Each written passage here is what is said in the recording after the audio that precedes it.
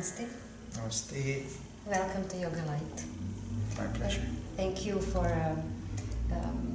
giving us some time to discuss important topics about yoga. The first question I would like to ask you is what it is actually yoga. What does it mean? You know, yoga has a literal meaning, and yoga also has an implied meaning, and yoga has a meaning that is applicable to everyone's life. Now, if you go for the literal meaning of yoga, the root word for yoga in Sanskrit is called yuj.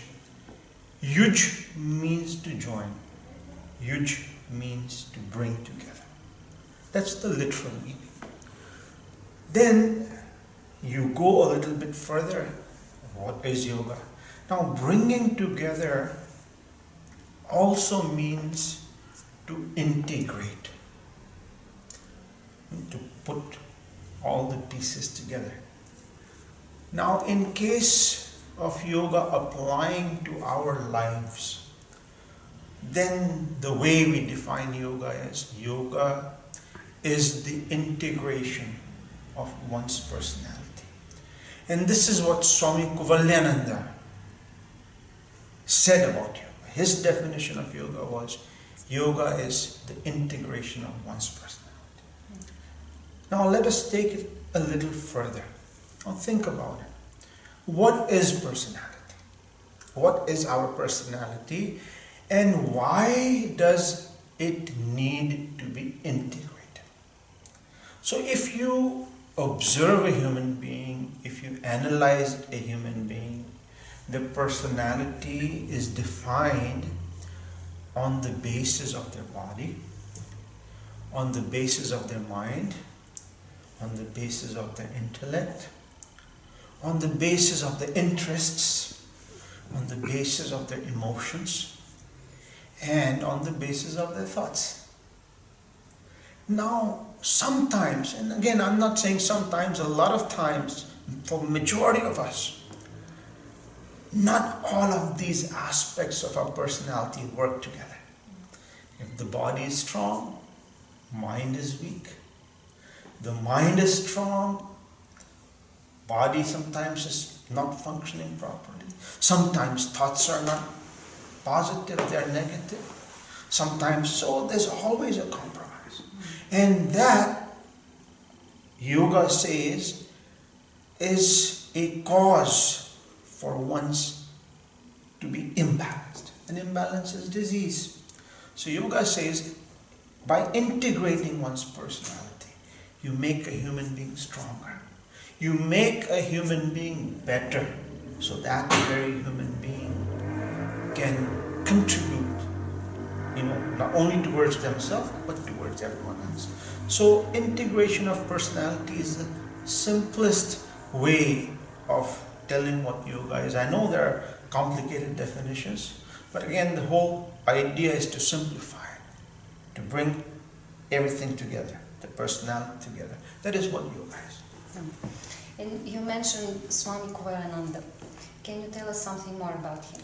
Yes, Swami Kuvalayananda ji was a pioneer in the field of yoga. A lot of people, give a simile. They say what Einstein was to science, Swami Kuvalayananda was to yoga. He was born in 1886, and his background was basically a Sanskrit scholar and physical education background. At one point in his life, he wanted to seek spiritually, and as it has been tradition in India, you always need to find a master. So he found his master in Swami Madhav Das Ji Maharaj. And Swami Madhav Das Ji Maharaj gave Swami Kuvalayananda a mission. And he said to Swami Kuvalayananda ji that yoga throughout the world now is being diluted. And because at that point, there was a point where yogic sciences in the West especially, and even within India, there was dilution going on. It was the beginning of the 20th century. Beginning of the 20th century. And Swami Madhav Das Ji Maharaj, being aware of it, he said, now you have to bring science, modern science, into the explanation of it. And Swami Kuvalayanand Ji was the first man in the world who brought the traditional yoga and science together.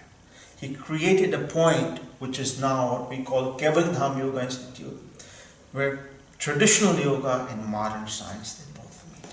So that is his contribution to the world of yoga. So in this day and age, directly or indirectly, no matter who is doing yoga, what kind of yoga they're doing, they owe a lot to Swami Kuvalayanand Ji. And when we talk about traditional yoga, what does that actually mean? See, it's not very difficult. Please remember, yoga as a science has evolved in time. No one knows really, you cannot pinpoint when it started.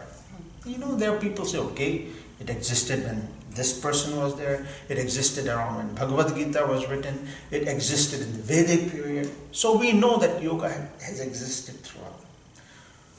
And there came a point in yoga when Patanjali, Maharishi Patanjali, some people say he was born around 350 BC, some say 5,000 years, but he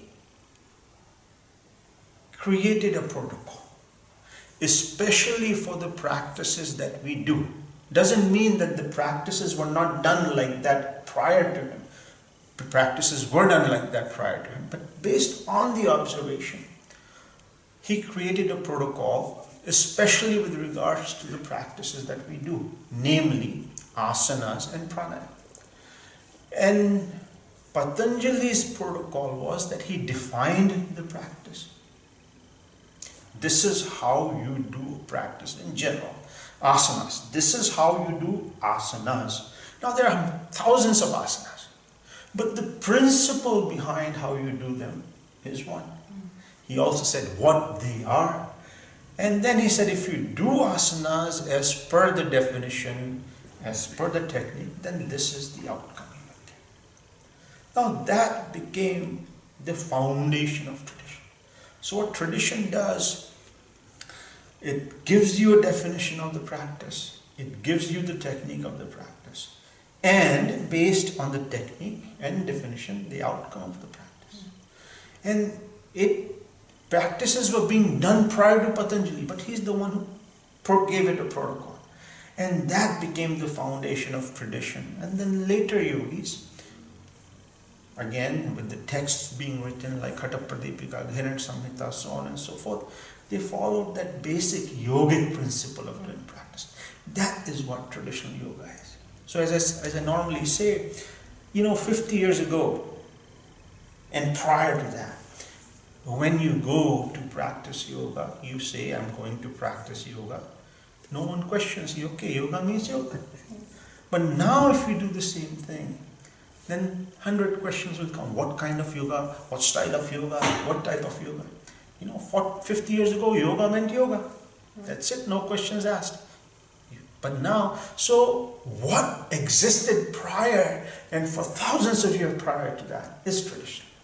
Because it has a specific protocol, not only specific protocol, they say it is traditional, but in its depth it is also very scientific.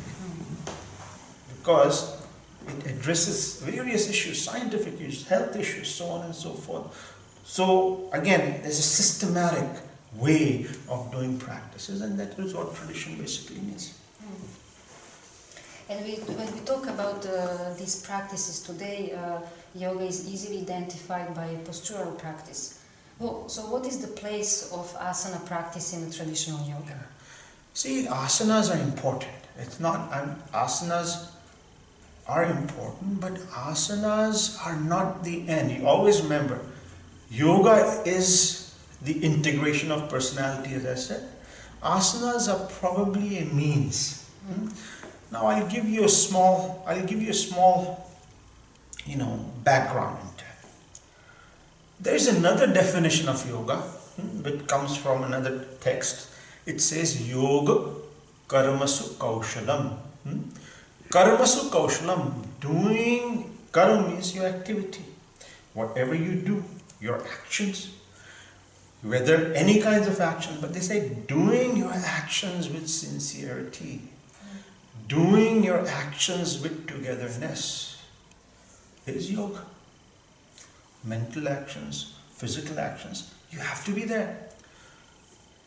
But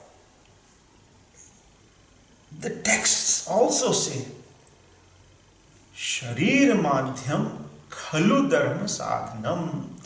The only means you have to carry out whatever duties we have is our body, isn't it? If I want to help someone, I want to cook, I want to do something else, can you do without the body? Can you think without the body? Thinking also. So, sharir madhyam khalu dharma sadhanam. Body is only the means to carry out whatever we need to carry out. And since it is the only means we have, it has to be kept healthy. Even the goal of yoga, which is integration of personality, cannot be carried out without the body. So body has to be kept healthy. And that's where the asanas come into play. So asanas, yes, they have an important role, but they are not yoga. They are the gateway, entryway to yoga. Yamas, niyamas, asanas. Yoga is a much higher practice. It is the integration. It involves a lot of other things. It involves pranayama.